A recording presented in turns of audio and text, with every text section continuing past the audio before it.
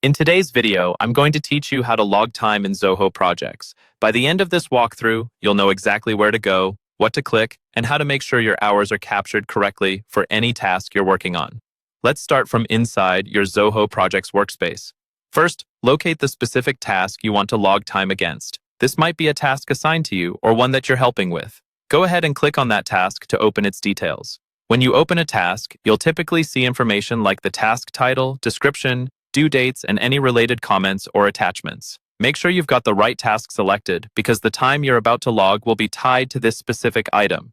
Once the task details are open, look toward the bottom area of the task window. You'll see a menu with different options related to the task.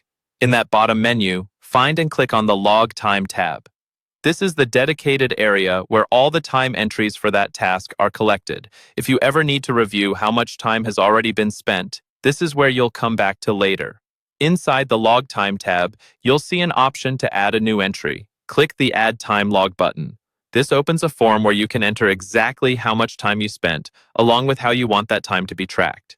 Now you'll be asked to choose how you want to log your hours. Zoho Projects gives you two main options, General and Timer. General is best when you already know the total duration you worked. For example, if you spent 2.5 hours on the task, you'd select General and simply type in 2:30 or the appropriate duration. This is great for logging time at the end of the day or after you've wrapped up a block of work.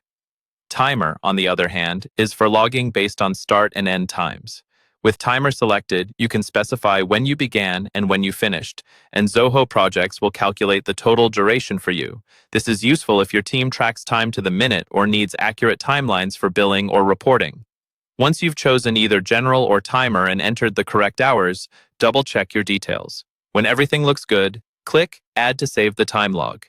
Your entry is now recorded against that task and will be included in any time reports your project uses.